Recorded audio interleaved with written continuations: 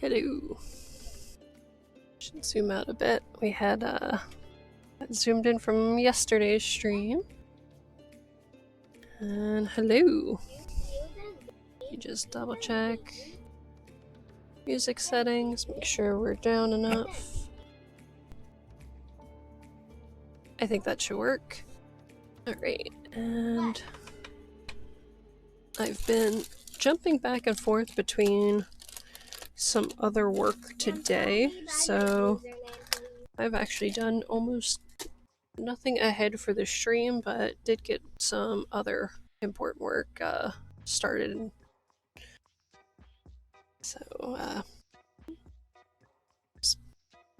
schoolwork, fun stuff.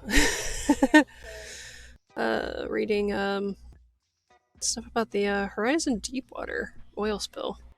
I actually didn't read a whole lot of what happened with that when it occurred almost 12 years ago now. So it was it's good to have some more information on that, because I really had my head in the sand as far as current events for a long time. I like to try to keep up a little bit better now, but I guess that's what happened with the pandemic. Suddenly, like, now seems a little bit more important than reading about the past. Sounds strange, as I'm reading about the past in school, but that's fine. So today's prompt is Teapot, and we do have the teapot already sketched out, so I wasn't too worried about not having gone in and doing some more work today. Today is a good day for me to get into more of the background stuff in Wonderland, and I don't know if I'm going to do more of that on camera. I widened the table a little bit. I realized that's one of the things that had been bugging me about this, having such a narrow space, and I found that I could visually bring it wider this way and not look like it was hitting the Mad Hatter in the hip. So I think visually it works, especially when I go ahead and go a little bit further to define the bottom edge of this tablecloth, which will probably stay right where it's at as far as length. I don't know if that's picking up right now because my ISO is a little bit lower. I normally bump that up a little bit as I increase that. This sensor on this light, the new desk light, is a little bit bonkers. I'll turn it up. It seems to work for a bit, and then it goes down. So what I'll do instead is I will adjust that ISO. This is going to overexpose a good chunk of this, but it might be just enough for you to catch that little detail of the edge of the tablecloth. So hopefully that's getting picked up. So by widening the table, this is going to let me squeeze in more elements in the foreground and in the background where we have these definite stickers placed. I'll probably move the cake to here, and then the other stuff will be layered up in the background. So these stickers will all work, because for the birthday theme, I want to do definitely a cake. I'll probably stack a couple presents down here next to the tablecloth. As far as a general tour of Wonderland for everyone who's new, thank you so much for joining me today if you're new. And if you're old, thank you so much for subscribing and following. I really appreciate the support. Alright, so quick tour of Wonderland. We'll go ahead and back out of this zoom. Just give you a quick view of the background. This is where I'll turn the ISO off to, well, not off. I can't turn it off, but I can turn it down. Which lets some of these pencil lines stand out a little bit better from back here. I find it seems to be better when I bump it up for when you're right on top of it, so you can see a little bit more as far as contrast with what I'm painting. So a lot of up here and down here, these elements are pretty well figured out. we'll have our March hare over here, and I believe he's tomorrow's prompt. Just doing a quick check.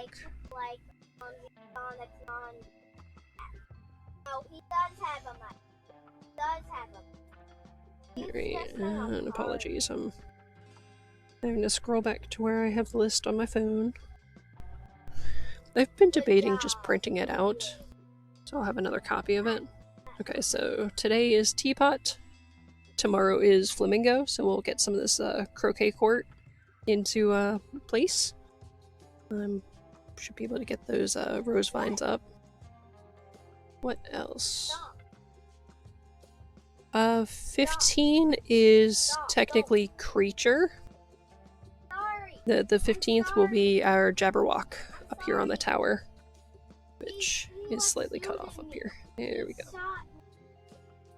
Alright, give me just a moment here.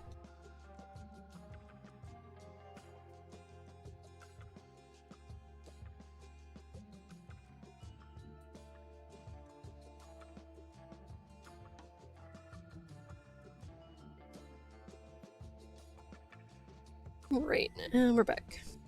It was an accident. I pressed the wrong button. It's an accident. So you can hear my daughter gaming in the background. Like I said, we have a unique space, so where I stream is where she games, and it's an interesting balance. Life definitely throws interesting stuff at you. So I'm going to take a moment for coffee while we go ahead and get this teapot underway. You'll have to let me know what you think of the soundtrack for today.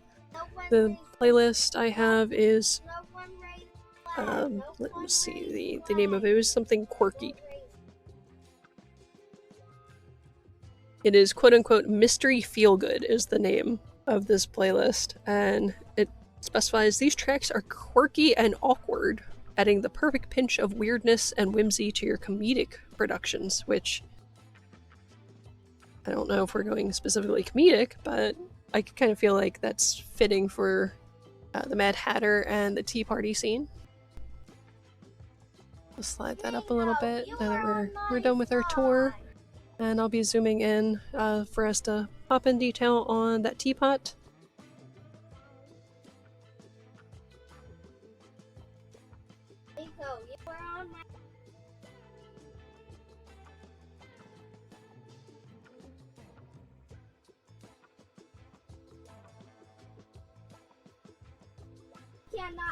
Right, and that's just so I'm not drinking coffee in your ear. I started, excuse me, a little bit late with the coffee today, so I still have my coffee and I still have my morning energy drink routine going. Alright, and I'll slide this over here. And for the teapot,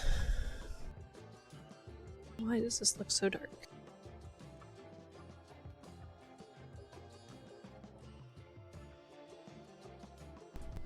Alright, went with moving up the ISO again, so we'll zoom in. And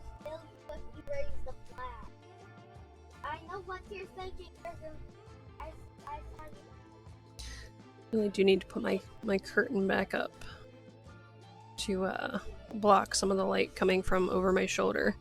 I think that's the biggest source of distortion right now. But we'll go ahead and I'm going to be puttering around with some details today, so not just focused on the teapot. So that'd be about here. Might see part of the tablecloth popping out over here diagonally, just a touch. If you've ever seen how the corners of tablecloths just kind of jut out a teeny bit further than the rest of the area. You said you weren't killing. Alright, and now a momentary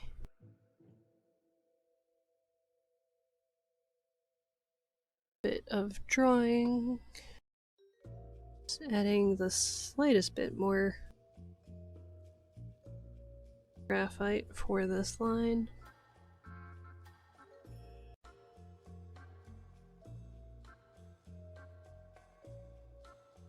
And then we're going back in. I also really wanted to kill. I'm sorry.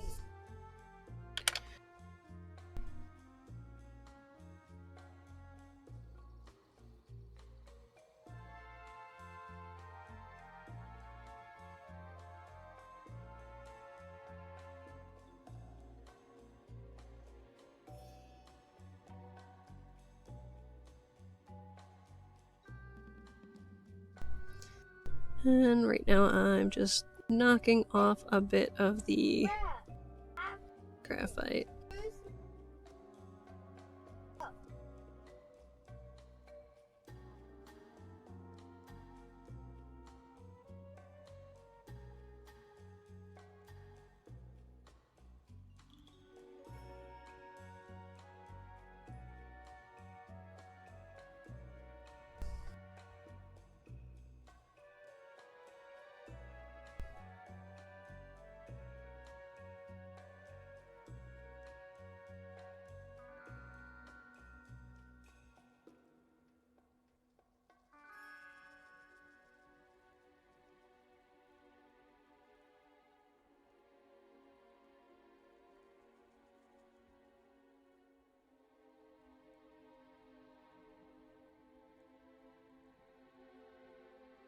Knocked back a bit of the graphite here.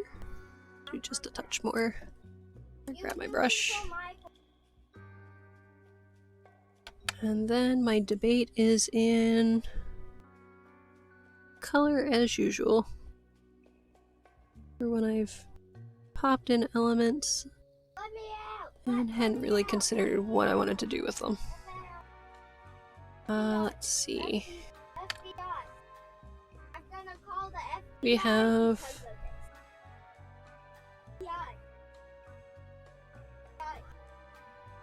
I feel like we have a lot of our blues and greens going on, and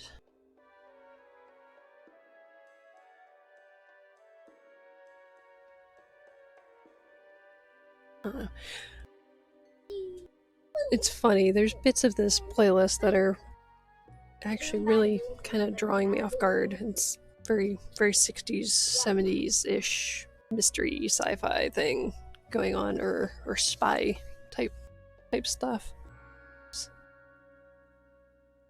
It kind of reminded me of a James Bond kind of thing, or earlier stuff with Connery.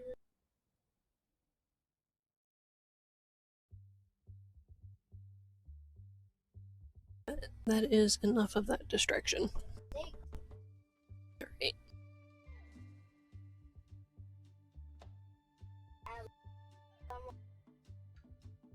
I kind of feel like with that shape, I'm almost tempted to make it look like a pumpkin.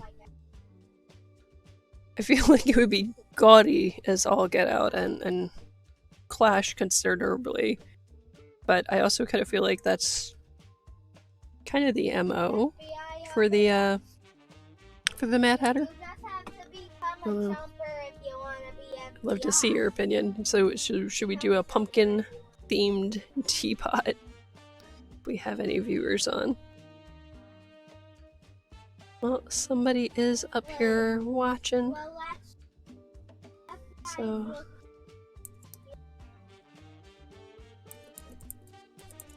okay. Just a quick hi and thanks for joining me today. As always, you are welcome to go ahead and feel free to comment. Alright, so I'm going to drop that off to get to our painting here.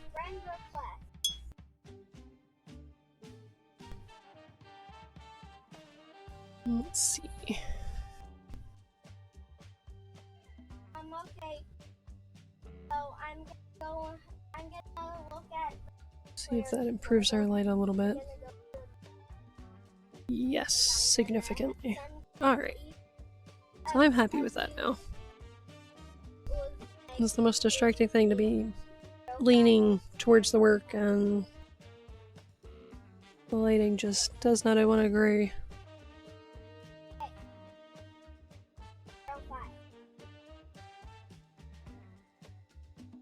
So I know there's a lot of like really interesting decorative gourds. I'm not feeling orange, but I do like the idea of this being one of those random teapots that just has something weird going on with it. So I'm just doing a general look at decorative gourds just to see a vague idea of some of the patterning. So there's a lot of them that are like yellows and greens and white. So I really don't feel yellows and oranges about this, but I think some of those weird decorative gourd patterns would definitely work.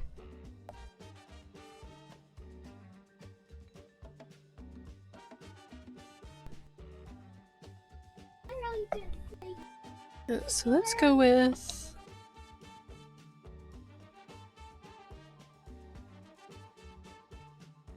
some I don't know, I'm blanking on the name of the color. Buff Titanium. A color I don't grab very often, but it is a really wonderful pale neutral. We're going to just make a nice watery mix. I have like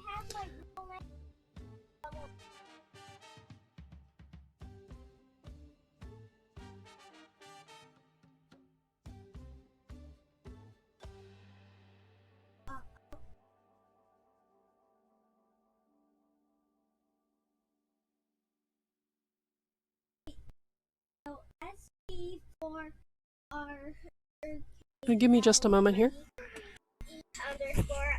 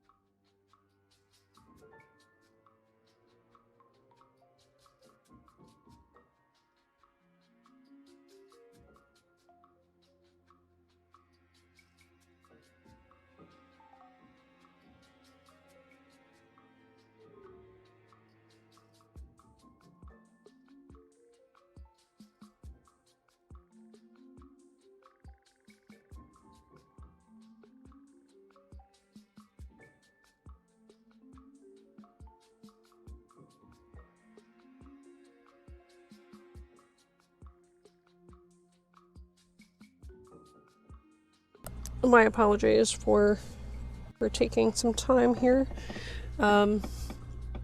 The brave new world as far as one of my kids getting into online gaming and general etiquette sometimes. So I'm going ahead and just doing a light wash of the buff titanium over the whole base of this teapot. And hopefully that color is coming through. It's a nice creamy shade. I like using it for making slightly muted pastels sometimes.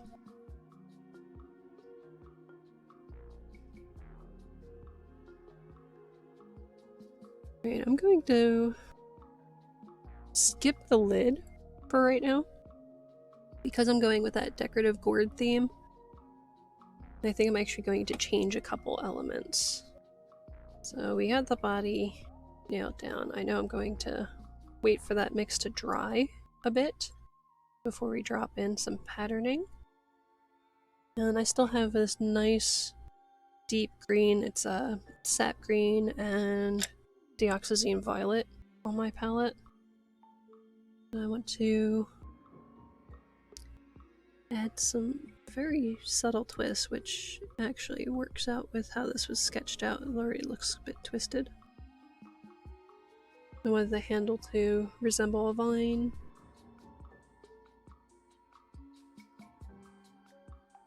Kind of debating a leaf there.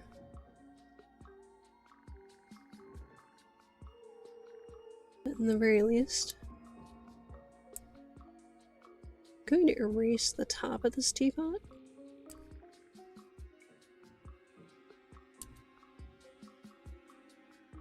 Make it kind of seem like this vine would have come twisting up.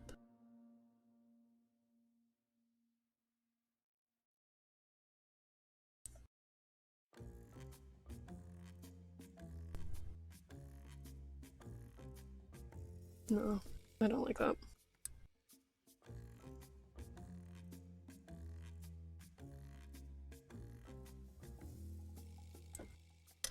Alright, and we have some distance between wet paint and dry surface. We're going to change the top of the teapot into the top of this gourd.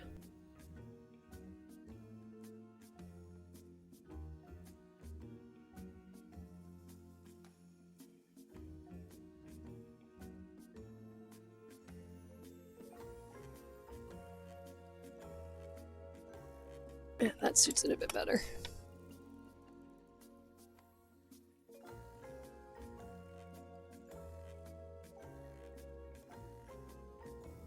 Alright, so now we have the base is still pretty wet over here, but over here it looks like it's dry enough for me to start dropping in that color where it's not going to be moving around too much.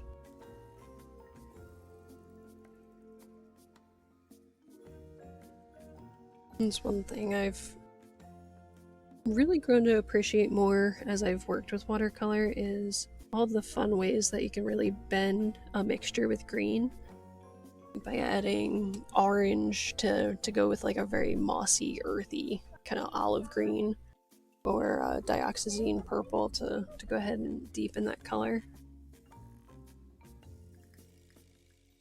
I also have Purulene violet, Purulene green on my palette, which I might consider using in this situation.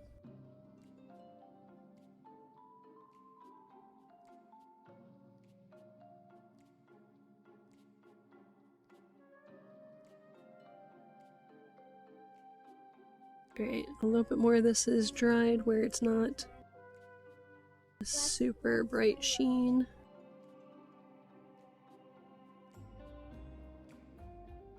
I want this to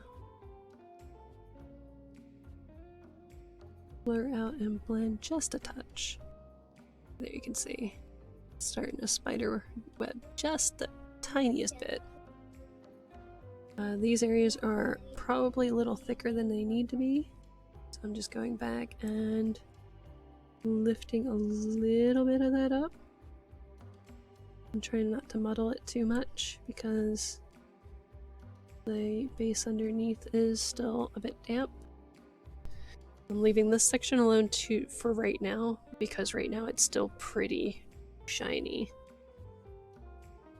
If I grab a flashlight, you would see that there's just the tiniest hint of gloss there. And it just means that if you put the pigment there, it's just going to shoot off and travel. It's just going to engulf the whole thing, and that's definitely not what I want. So we'll leave that alone.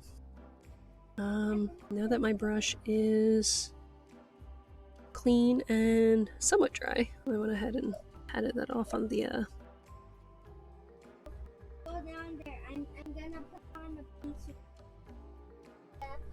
padded that off just a touch. So I can go ahead and tap in the color, move that pigment around a little bit without being too much.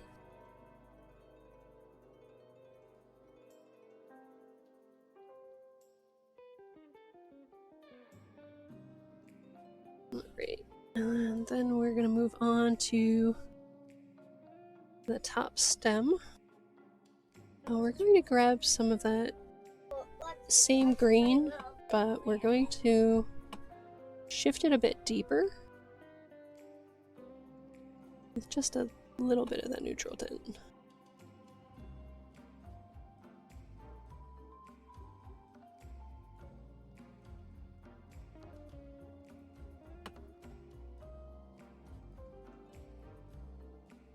Because I'm seeing with a lot of these decorative gourds, the very bottom of the gourd as well as the top stem is a little bit more neutralized. And I could go in and do that with some red. I want to keep the mixture kind of close to what we were already working with and instead just shift the value a bit deeper. This mix is pretty wet still. Alright, so we'll go ahead and give that a few to go ahead and dry. And while I'm at it, I'm just shifting back to the mix being a little bit purer, still muddled with a touch of the neutral tint. And we'll just go ahead and add our little vine handle. I'm going to try to do this as a fairly thin glaze, so I can go ahead and do another wash on top to go ahead and convey the details that I want.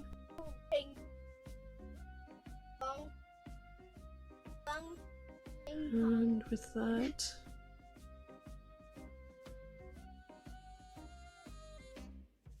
I think I'll leave it. Great, and then we'll just go in and add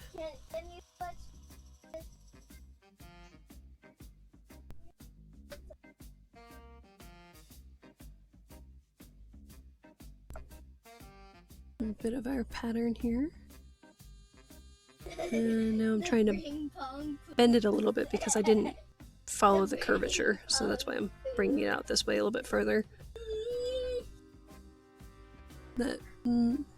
This particular section did dry a little bit more than I wanted, but I think it'll be fine for our purposes. I'm gonna take this just a touch further out with the patterning. So you have to let me know, what do you think of this gourd teapot? Alright, and then going from here back to our buff titanium. Ooh, I still have green. Alright, on second thought, we're going to rinse out our brush better.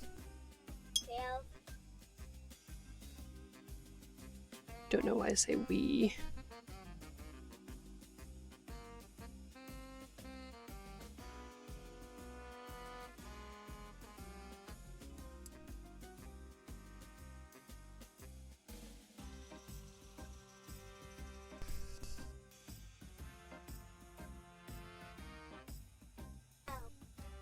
Right, and just a quick check, make sure everything's still in frame. Checking on the stream itself. Everything's looking pretty good. It looks like our bitrate's solid. So I'm happy to see that.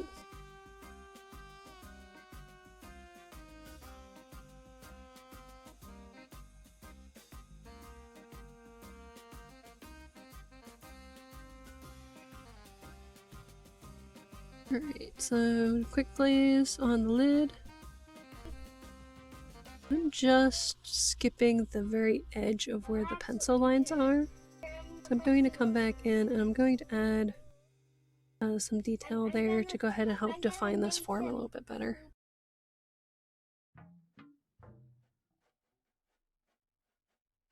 We'll do really thin strength washes of the neutral tint to go ahead and add that form. Might tip it a little bit warmer with the quinacridone burnt orange, maybe.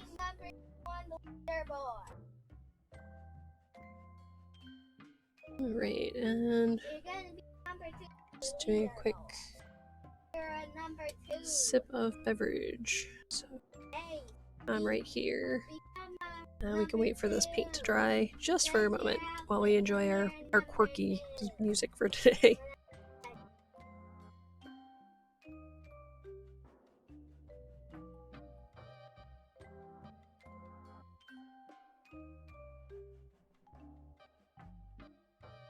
I have to ask, if you were at the teapot, the tea party for the Mad Hatter, what would you be most interested in trying? Like, out of all the tea cakes, tea, you know, finger sandwiches, stuff like that, what would you be interested in? Yeah, that'd be something interesting. For me, I don't know, I like both sweet and savory things, so I kind of feel like there's a lot of different things that I would possibly be interested in for that.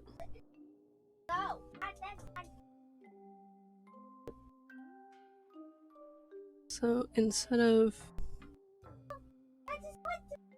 just the indented areas, what I'm going to do is I'm going to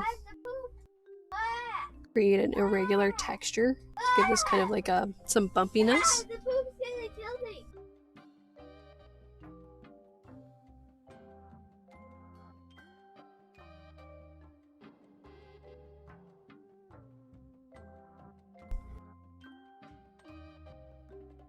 And then I would go ahead and add in some highlights, probably with the bleed proof white. Or I could try layering in a little bit more of the buff titanium there.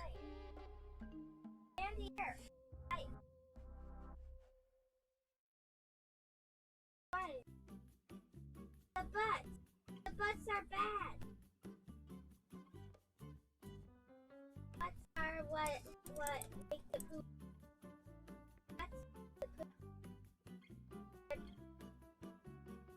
Yeah, I survived.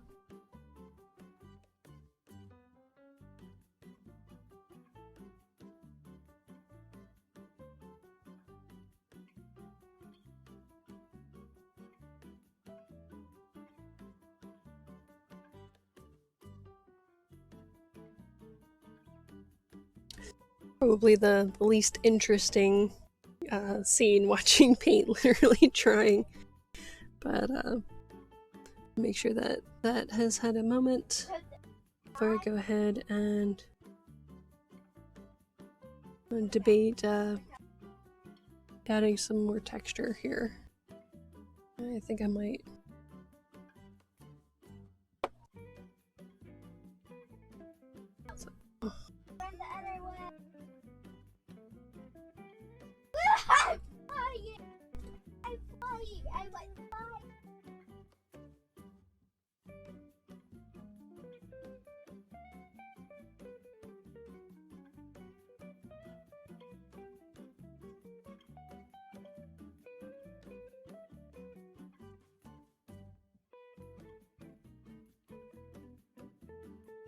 Initially I was thinking of the neutral tint to go ahead and work our shadows, but I want this to be a bit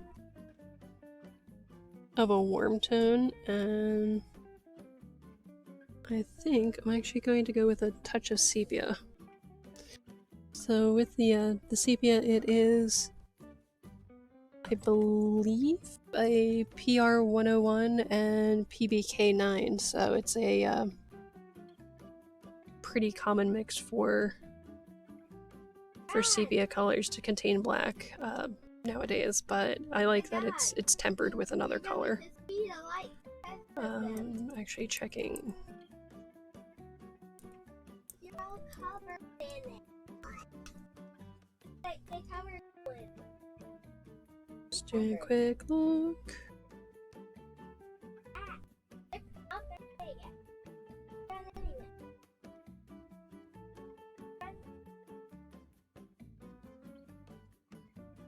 I feel like this webpage is loading as slow. Oh, it's a PBR7 and PBK6. So it's a natural iron oxide and black. But it gives a wonderfully dark color. So I'm actually going to grab the back of our swatches here so you can see it. So this might not absorb the same way because it's the back of the paper.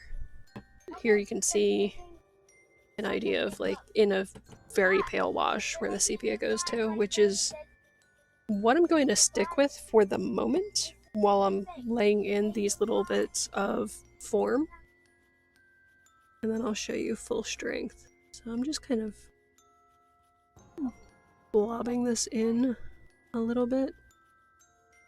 And then I'm going to go back and create some highlights for these bumps. I'm doing this a little bit like I would with acrylic.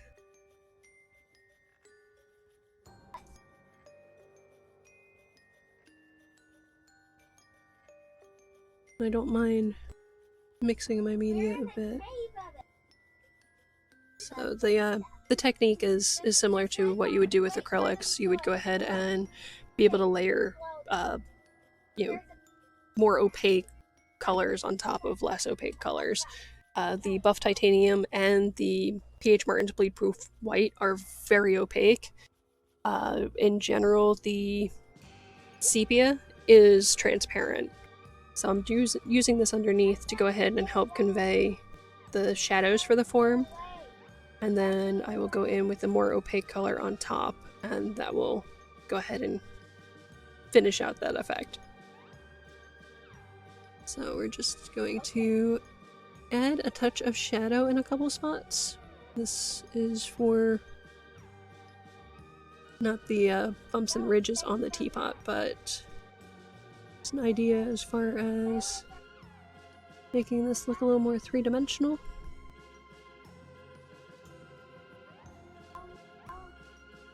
I was looking at the mix I have with the Quinburn Orange and Neutral 10, and I like that color for other things, and I was just not feeling it for this teapot.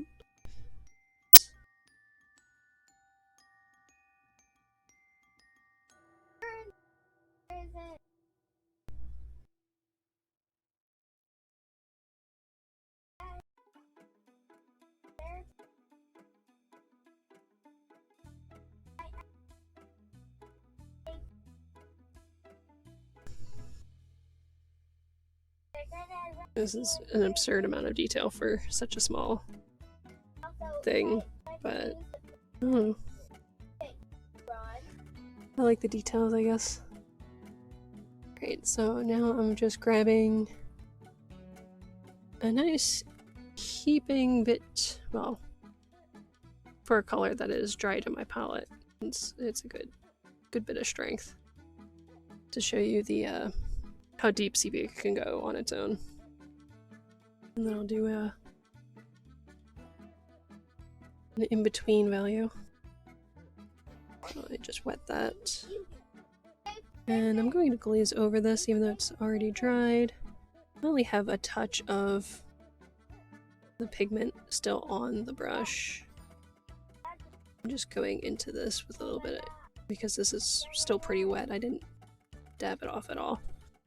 And I'll show you kind of where you get with sepia. It feels like Victorian, and it's like Victorian in a tube.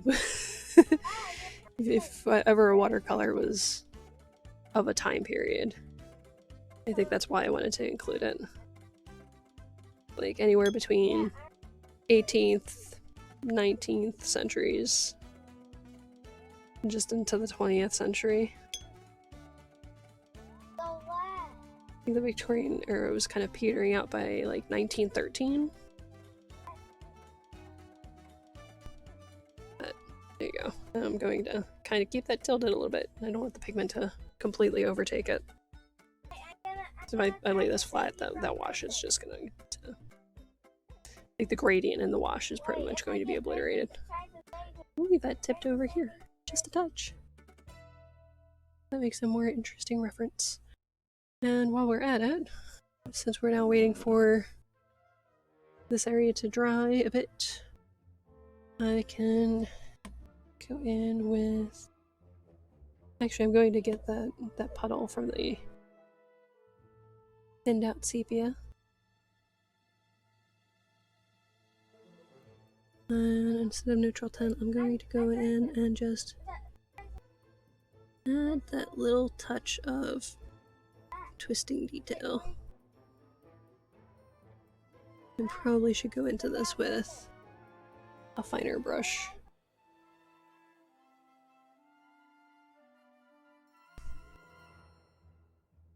And then we have the infamous brush fuzzy. Just one random hair. It's not the brush shedding, it's other factors. Other factors. We always have fuzzies appearing somewhere. Alright, and a touch there.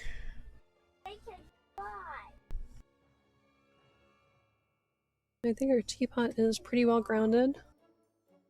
And just for giggles, I suppose, go in here with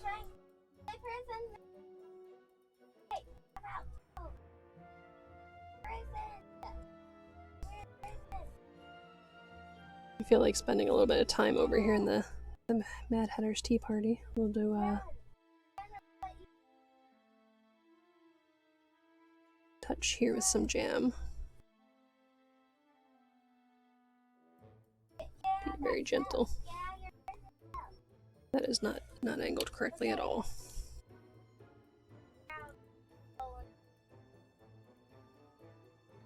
Doing things in relation to the mouse instead of in relation to the objects on this table. Are you dead? There we go. What do I do? Running. I expected to travel around. Curious about this little Oh my God, compote they're firing at the light. or jam or preserves. I think there is a subtle variation between the different recipes. Run! Escape the prison! Escape our prison! Prison! Goal is to escape prison. Goal is to escape prison. Alright, I'll be back I see in the just a door. moment here. So, okay.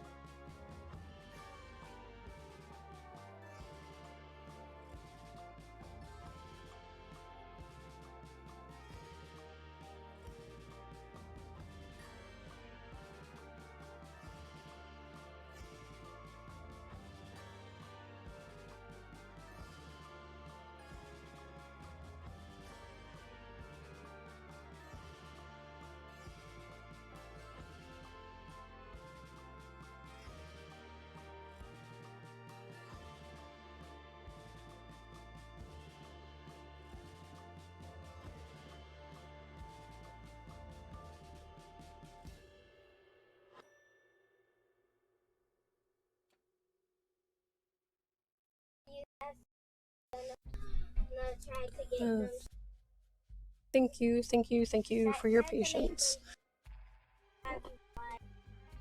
So that was a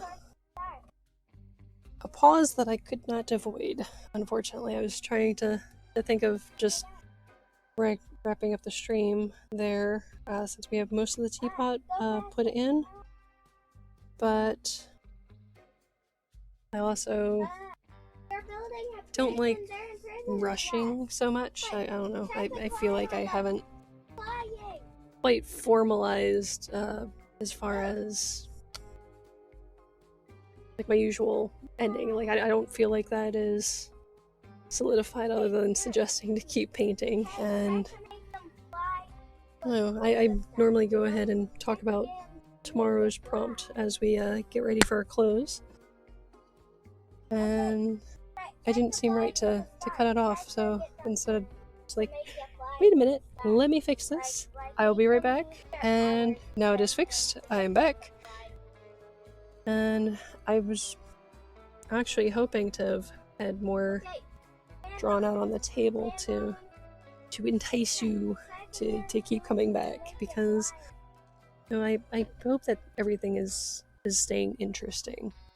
As far as you seeing my process, a lot of stumbling, a lot of thinking, and unfortunately, this is reality. Whenever I'm working on stuff, is kind of puzzling out what I think is going to work, and occasionally finding references for things that I have zero concept of, as far as just mental library. I don't know if that makes sense, but I feel like it's important to see a lot of things to have a visual library put together. That helps with when you're working on things without a reference, but even that only gets you so far. It's really helpful to also see like real world objects.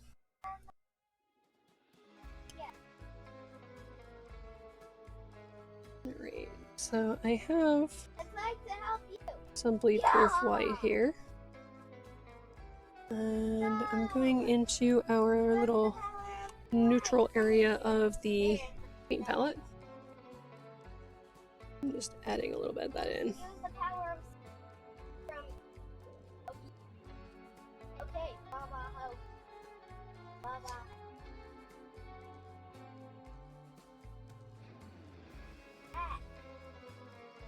I'm actually adding this little blob next to our buff titanium because I do want to shift the hue, because these are highlights on an area that contains this item.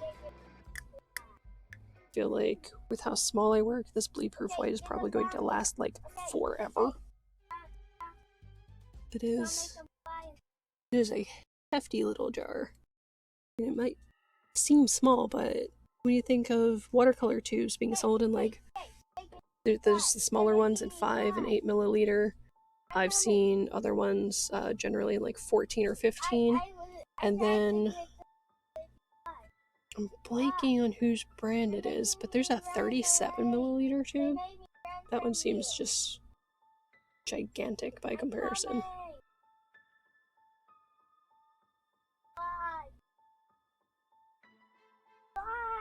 Yeah, I'm not seeing a... Oh, 1 fluid ounce. There it is. So that is 30 milliliters, if I recall. Because I think 15 milliliters is a half ounce. I think. The volume might be different for this because of a higher density, maybe.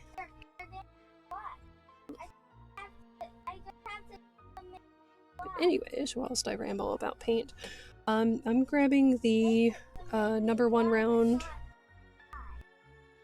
Princeton Velvet Touch. When I talk about the Princeton brushes, they're all Velvet Touches right now. I love the way the handle feels. It's smooth and soft, but you're able to keep a good grip on it. I like that. And also the points are fairly small, so I'm able to get the detail where I want it. I do actually want to pick up a 0 in some of the tinier ones. Okay, so remember how I said I'm perking this little bit of bleed-proof white right next to the area where I have the buff titanium and our neutrals section of the palette. I'm grabbing the tiniest little bit of that. And we're going to jump over to the key for just a second. This is where it's just the bleed-proof white. I haven't mixed it in with the other pigment yet. That way I can go ahead and add the tiniest little highlights.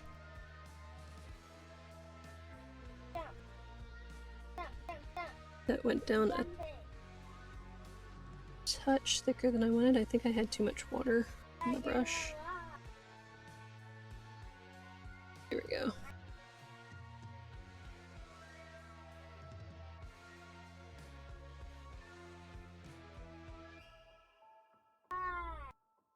Fly away. And you fly safe. Gotta Basically going to the areas with the darkest contrast and adding just a touch of the bleed-proof white there. And then we're going to go back in with a clean brush. And here's where I'm muddling together the bleed-proof white and the buff titanium.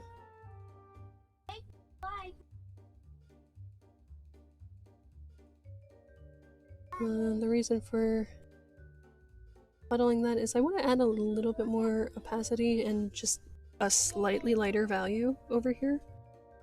Go ahead and add in these dots. Go right up over the edge of this.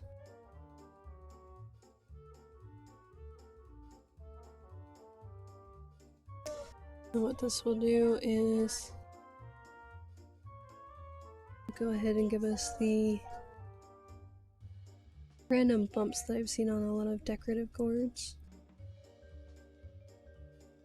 And this is kind of an amalgam of a couple varieties of gourds. I did the placement of the pattern a little bit different. I wanted this to be just something kind of random, kind of different. I'm going to add in a touch of highlight just along the top here, since we're at it.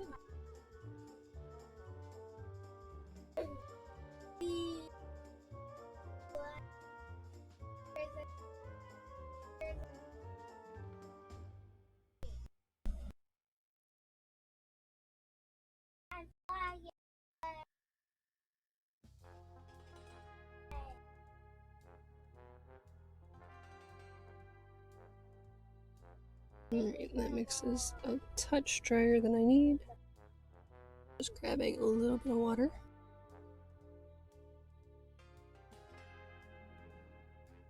That bleed-proof white is quite thick. You'll find that you're going to want to water it down just a bit. You want it enough where it's able to flow, but you don't want to go so much that you're not going to be able to move it around on the page. Like if you thin it out too much, it's just going to move around on the page. Sorry.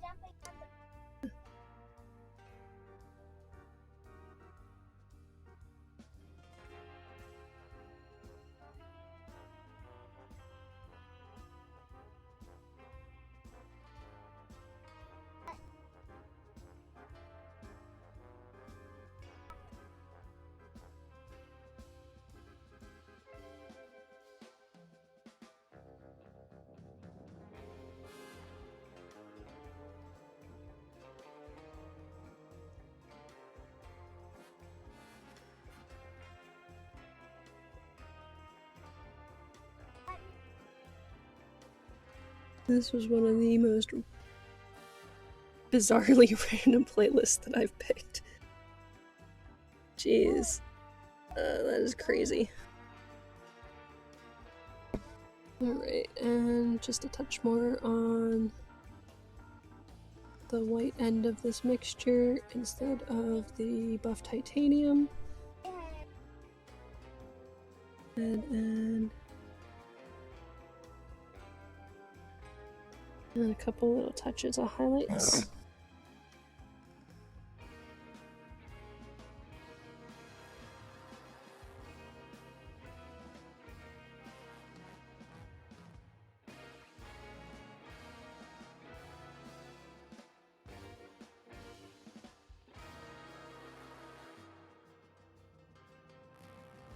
I realized I hadn't filled in the other side of the spout. I don't think we'd be able to see that from this angle. I think we're going to leave it.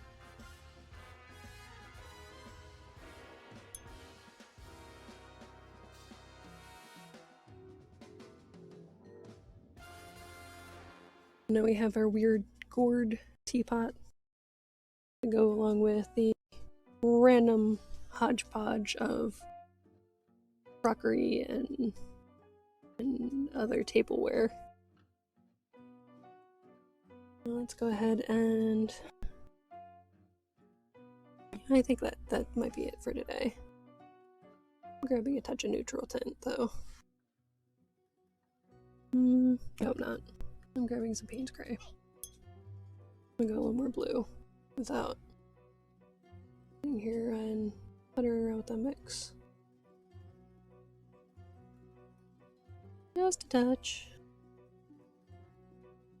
I want to define these fork tines just a touch since we're still here. And this will be the ending of the stream. Let's find details. Since I've started going in and erasing some of these pencil lines.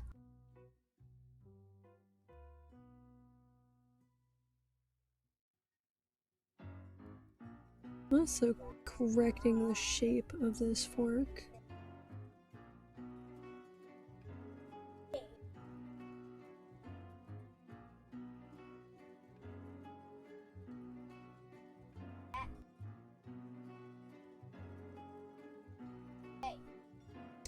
Alright, I'm going to wait for that to dry. I'm going to remove the graphite later, and then I'll be able to go ahead and refine any bits that haven't met satisfaction. I leave it at that.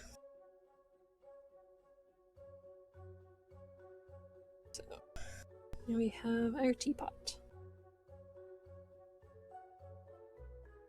And we'll go in, zoom in a bit.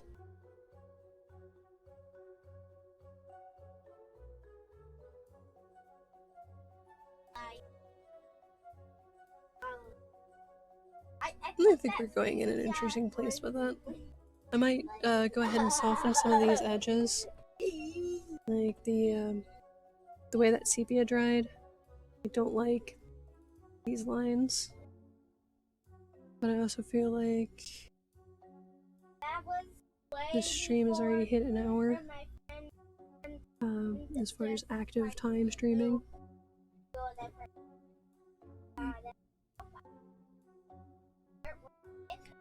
Always mixed. I want to make sure that you guys are getting value for your time. You'll have to let me know what you think.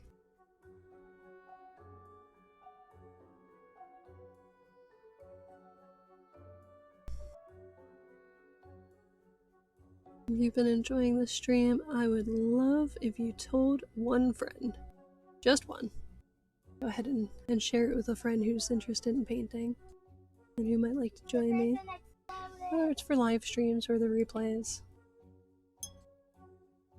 Alright, so I think we're at a good spot. You'll see more of this table getting filled in since we are getting towards birthday on the 19th. Meanwhile, tomorrow we will be working on the flamingo and the croquet court. It's been fun, and I hope you have a great night. Thanks so much for joining me, and keep painting.